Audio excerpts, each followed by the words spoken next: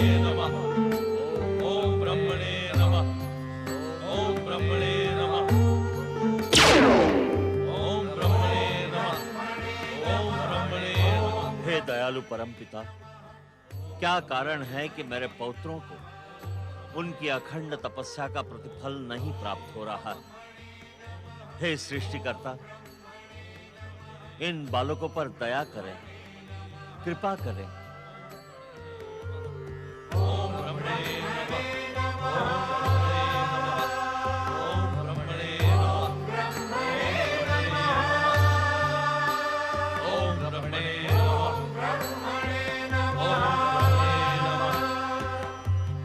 ओम ब्रह्मणे नमः।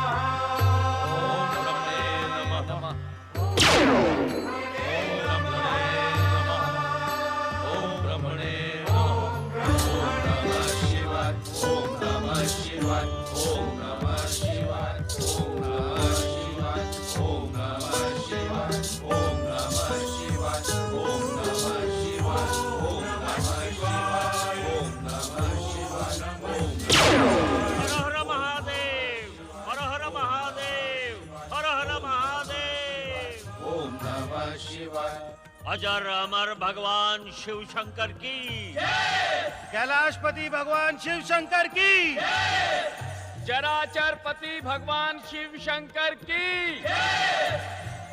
भोलेनाथ, आप मेरे ऊपर सदा कृपालु रहे, किंतु आज जो निवेदन लेकर मैं आपके सम्मुख उपस्थित हुआ वो आपसे छिपाने। मेरे तीनों पौत्र रावण, कुंभकर्ण तथा विभीषण बहुत समय से ब्रह्मदेव की तपस्या में लीन हैं, किंतु परमपिता अभी तक उनकी तपस्या से प्रसन्न नहीं। क्या एक तपस्वी की तपस्या के प्रति यह अन्याय नहीं? ब्रह्म ऋषि पुलस्त्य, आप स्वयं ब्रह्मदेव के मानस पुत्र हैं। क्या अपने पिता तथा सृष्टिकर्ता ब्रह्मा जी पर आपका इस प्रकार आरोप लगाना उचित है? भोलेनाथ, तपस्वी को उसकी तपस्या का फल मिलना आवश्यक है। विधि का यह विधान स्वयं आपने ही निर्मित किया। ब्रह्म ऋषि, विधि के इस विधान में समय परिधि की कोई सीमा निश्चित नहीं की गई है। यह एक तपस्वी की निष्ठा, एकाग्रता तथा तप के उद्देश्य पर निर्भर करता है कि भगवान उससे कब प्रसन्न होते हैं। किंतु शिव शंकर, इससे पूर्व किसी तपस्वी के तप की इतनी कठिन परीक्षा नहीं ली गई। ये जानकर भी आपने ये अनुमान नहीं लगाया कि ब्रह्मदेव आपके पौत्रों पर प्रसन्न क्यों नहीं हो रहे हैं? क्षमा भोलेनाथ, यह अनुमान लगाना मेरी बुद्धि से परे है। जहां तक मैं जानता हूं, ब्रह्मदेव ने कई तपस्वियों पर प्रसन्न होकर कृपा की, तब मेरे पौत्रों की उपेक्षा क्यों? ब्रह्म ऋषि पुलस्त्य, उचित यही होगा कि आप अपनी शंका का समाधान स्वयं ब्रह्मदेव से करें। प्रभु, मैं आपका उपासक हूं। भोलेनाथ के द्वार से कोई निराश होकर नहीं लौटा। हमें ऐसा प्रतीत होता है कि ब्रह्मदेव आपके पौत्रों को दैत्य माता केकसी से उत्पन्न होने के कारण दैत्य ही मान रहे हैं। किंतु प्रभु, पुत्र का वर्ण तो पिता के कुल से निश्चित होता है। अवश्य, किंतु यहां पर वर्ण इतना महत्वपूर्ण नहीं है जितना कि तपस्या का स्वभाव। अर्थात प्रभु, मैं अर्थात इस समय तपस्या में लीन ब्रह्म ऋषि पुलस्त्य के पौत्र वरदान से प्राप्त शक्ति का दुरुपयोग तो नहीं करेंगे। इस बात का निश्चय उनके स्वभाव से ही निश्चित किया जा सकता है। मेरे पौत्र अति विनम्र, आज्ञाकारी तथा शिष्टाचारी है भोलेनाथ। आप मोहवश ऐसा कह रहे हैं ब्रह्म ऋषि। हमसे उनका स्वभाव तथा भविष्य कुछ भी छिपा नहीं। संभवतः यही कारण है कि ब्रह्मदेव भी रावण, कुंभकर्ण और विभीषण की तपस्या की अनदेखी कर रहे हैं। हमें विश्वास है कि उनकी कठोर परीक्षा लिए बिना ब्रह्मदेव उन्हें वरदान नहीं देंगे। किंतु आप चिंतित न हो पुलस्त्य ऋषि। आपका पौत्र रावण एक असाधारण ब्राह्मण, महान वीर, विजय योद्धा तथा कीर्तिवान तपस्वी वो आपके वंश को गौरवशाली बनाएगा। भोलेनाथ, हमारा कुल सदा आपकी आराधना से गौरवशाली हुआ। आप कृपया उसे अपनी कृपा प्रदान करें। ब्रह्मदेव से वरदान प्राप्त करने के पश्चात रावण अपने साहस का उत्कृष्ट प्रदर्शन कर पृथ्वी के 7 द्वीपों का अधिपति बन जाएगा। तब परिस्थितियां स्वयं उसे हमारी शरण में ले आएंगी। भोलेनाथ, आप अत्यंत दयालु हैं तथा अपने भक्तों पर महान कृपा करने वाले हैं। जय शिव शंकर। ब्रह्मणे नमः। ओम ब्रह्मणे नमः। ओम ब्रह्मणे नमः। ओम ब्रह्मणे नमः। ओम ब्रह्मणे नमः। ओम ब्रह्मणे नमः। ओम ब्रह्मणे नमः। ओम ब्रह्मणे नमः। ओम ब्रह्मणे नमः। ओम ब्रह्मणे नमः। ओम ब्रह्मणे नमः। ओम ब्रह्मणे नमः। ओम ब्रह्मणे नमः। ब्रह्मदेव, आपकी तपस्या करने से पूर्व हम नहीं जानते थे कि आप इतने निष्ठुर तथा हृदयहीन हैं। दिन के पश्चात दिन, मास के पश्चात मास तथा वर्ष के पश्चात वर्ष बीतते जा रहे हैं, किंतु आप हमारी आराधना पर मौन हैं। श्रेष्ठ, तपस्या में उद्विग्नता तथा क्रोध का कोई स्थान नहीं होता। यह मेरा क्रोध नहीं है अनुज विभीषण, यह मेरा क्रोध नहीं है। अभी तो ब्रह्मदेव को चेतावनी है कि यदि अब भी वो मेरी तपस्या से प्रसन्न नहीं हुए तो मेरा जीवन व्यर्थ है। ये तपस्या अर्थहीन है। क्रोध ना करें श्रेष्ठ, क्रोध ना करें। क्रोध ना करूं तो और क्या करूं अनुज, और क्या करूं? मेरे ही कारण तुम और मध्यम भयानक कष्ट भुगत रहे हैं। आपको सफलता के सर्वोच्च शिखर पर पहुंचाने के लिए ये कष्ट तो साधारण है श्रेष्ठ। नहीं मध्यम, नहीं। अब रावण और अधिक प्रतीक्षा नहीं कर सकता। मैं इस क्षण अपना मस्तक काटकर अग्नि में समर्पित करता हूं। नहीं भ्राता, नहीं श्रेष्ठ। ये आपने क्या कर दिया? ये आपने क्या कर दिया श्रेष्ठ? मध्यम भ्राता कुंभकर्ण, हम अनाथ हो गए, हम अनाथ हो गए। आपके बिना हमारा ये जीवन व्यर्थ है, व्यर्थ है श्रेष्ठ, व्यर्थ है।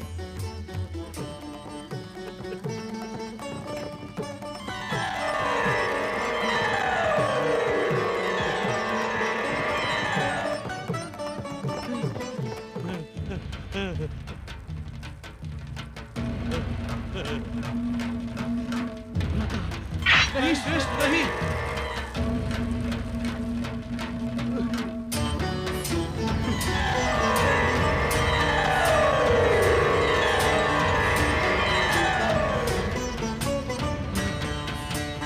मुझे पुनः जीवन देने की कृपा ना करें ब्रह्मदेव, ना करें।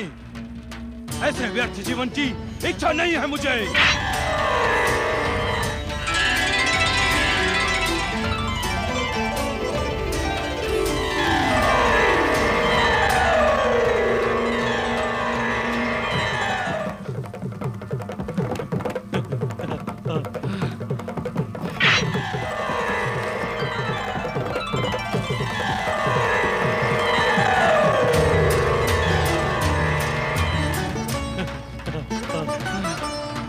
नहीं श्रेष्ठ, नहीं।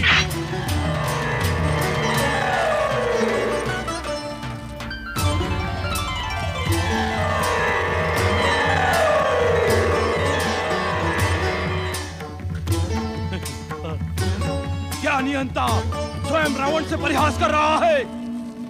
ब्रह्मदेव, आप ना तो मुझे जीने देने के इच्छुक हैं और ना मरने देने के। आपकी इच्छा क्या है मैं नहीं जानता।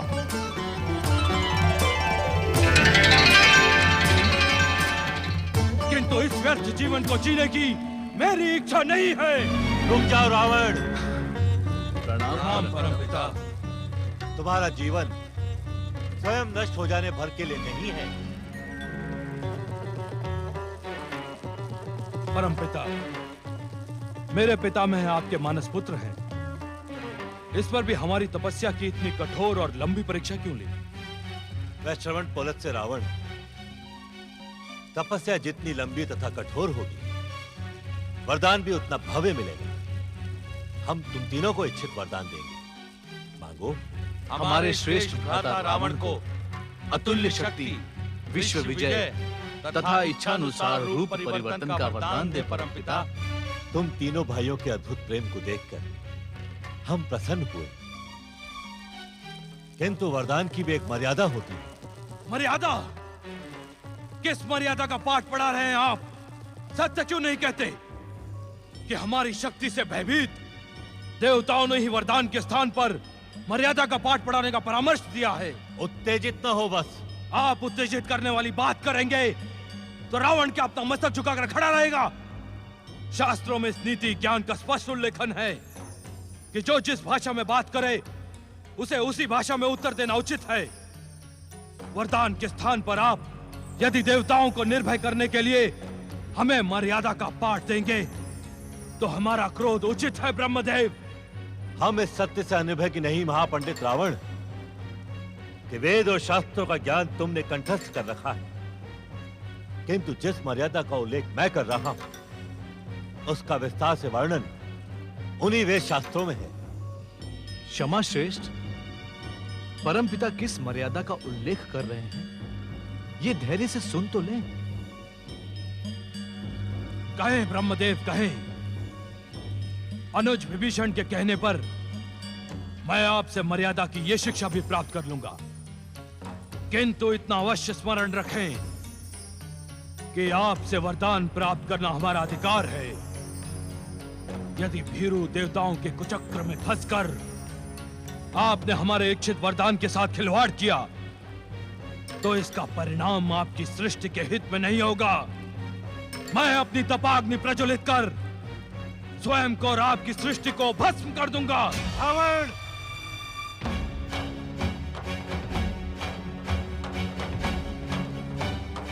अभिमान तुम्हारा सर्वनाश कर देगा। तुम अभी इतने शक्तिशाली नहीं हो कि देवलोक में बैठे देवता तुमसे भयभीत हो।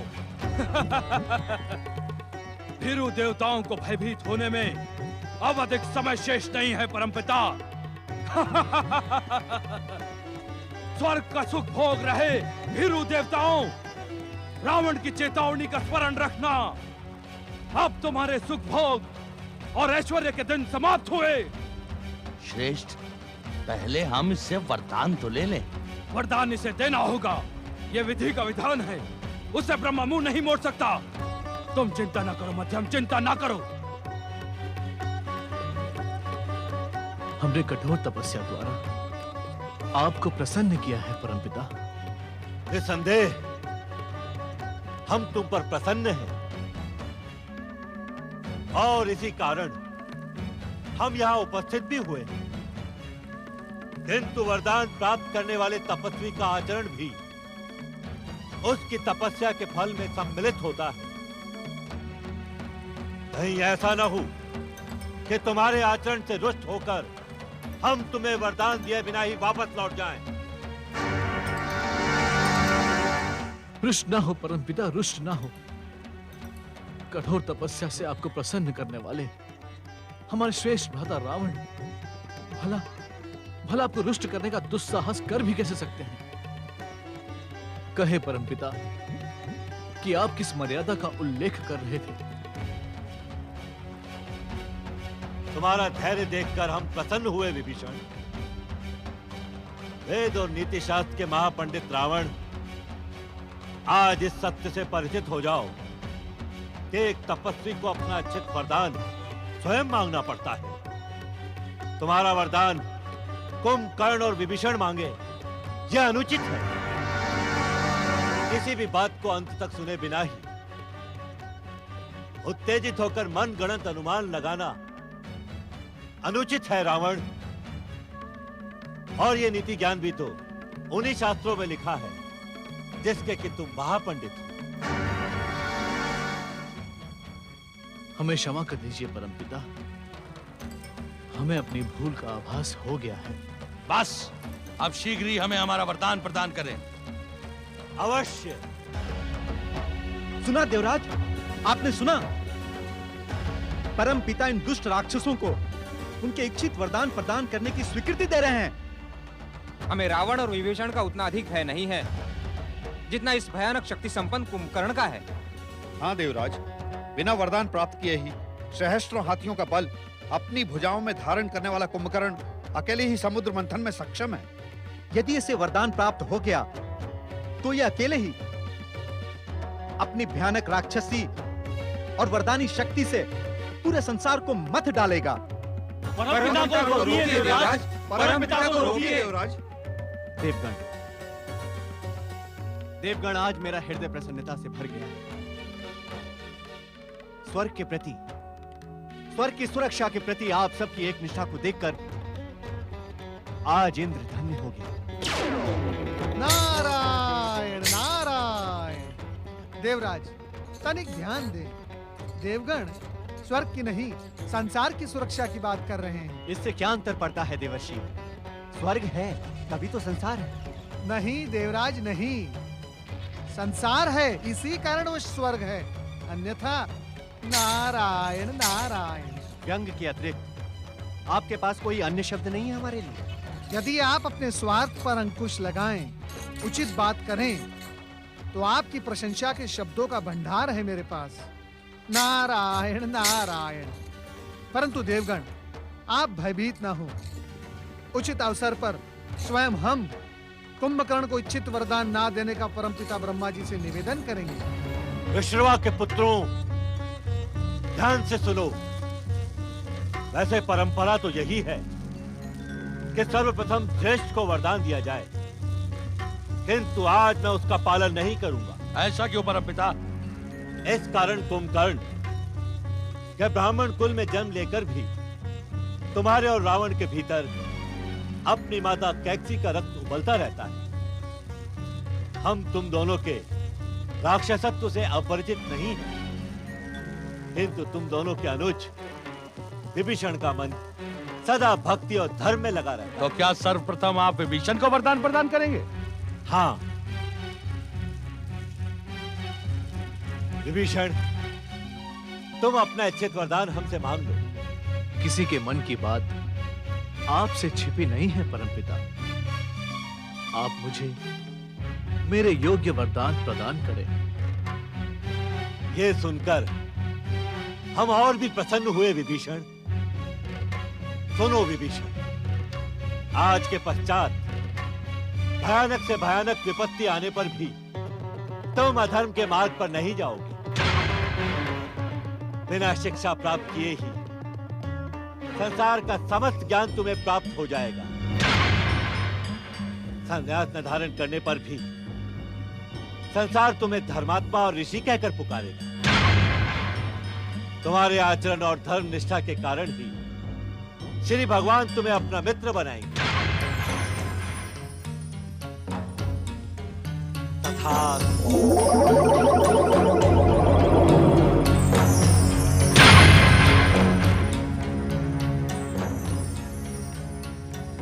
मुझे मेरा इच्छित वरदान प्रदान कर आपने मुझे धन्य कर दिया है परमपिता, धन्य कर दिया है।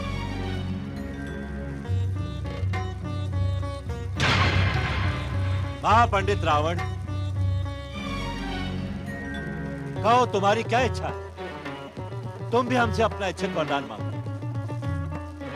परमपिता, मेरे प्रिय अनुज कुंभकर्ण और विभीषण ने जो मेरे निमित्त मांगा है वो मुझे मिले, और वो सब भी जिसके मैं योग्य हूं। रावण, तुमने 10 बार अपना मस्तक काटकर हमें समर्पित किया है। इस कारण तुम्हें तुम्हारे इच्छित वरदानों के साथ ही हम तुम्हें दशानन होने का वरदान भी प्रदान करते हैं। कथा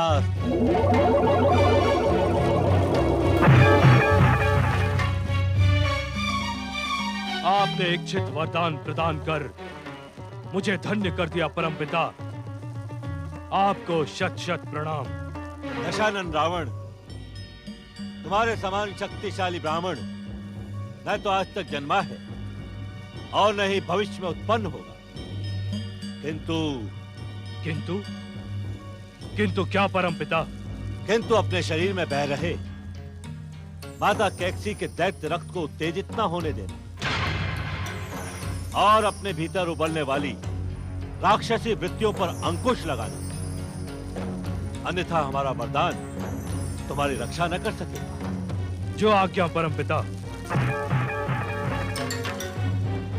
विशाल शरीर के स्वामी बाहुबली कुंभकर्ण, अब तुम अपनी इच्छा करो। परमपिता को रोके देवर्षि, परमपिता को रोके। तनिक विचार करे परमपिता, रुके परमपिता, आप उसे वरदान ना दें।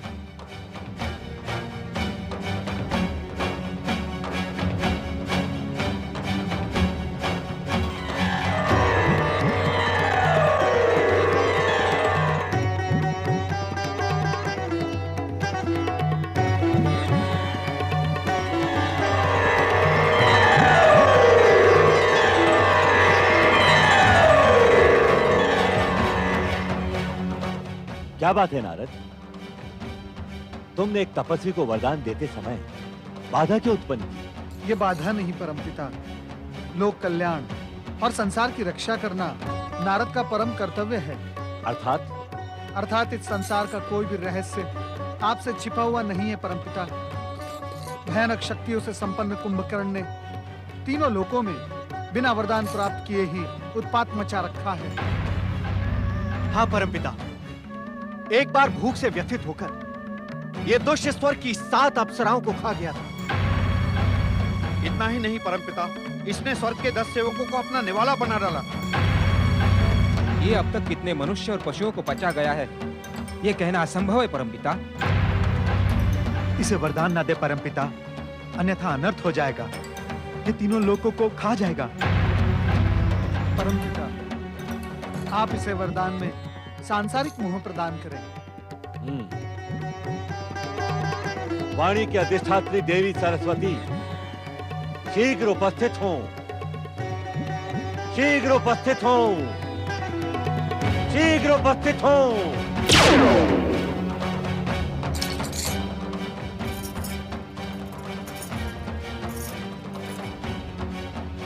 कहे स्वामी, मुझे क्यों स्मरण किया?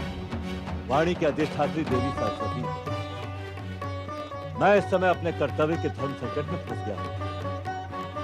यदि आप सहायता करें तब इस विशाल शरीर के स्वामी भयंकर कुंभकर्ण से तीनों लोगों की रक्षा होगी। सहायता नहीं स्वामी, आप आज्ञा करें। आपकी आज्ञा का पालन करना तो मेरा धर्म है। देवी सरस्वती, आप उस भयंकर राक्षस कुंभकर्ण की वाणी पर अंकुश लगाकर देवताओं और देवर्षि नारद के मनोकूल शब्दों का उच्चारण कराएं। जो आज्ञा स्वामी।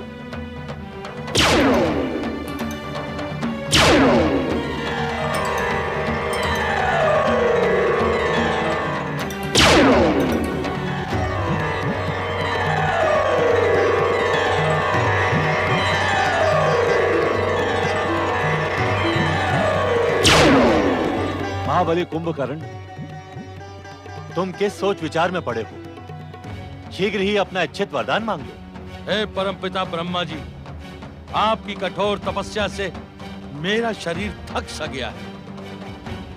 मैं विश्राम करने का इच्छुक हूँ। आप मुझे ऐसा वरदान दें कि मैं अनेक वर्षों तक सोता रहूं। निद्रा काल में ना मुझे भूख का आभास हो, ना प्यास का। तथास्तु।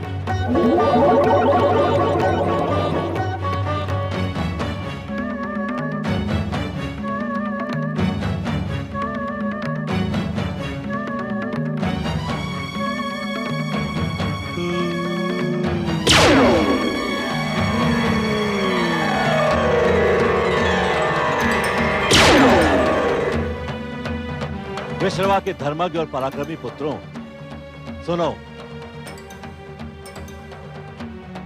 जब तक तुम तीनों के मध्य स्नेह, प्रेम तथा मित्रता रहेगी, तब तक संसार की कोई भी शक्ति तुम्हें परास्त नहीं कर सकेगी। तुम सबका कल्याण।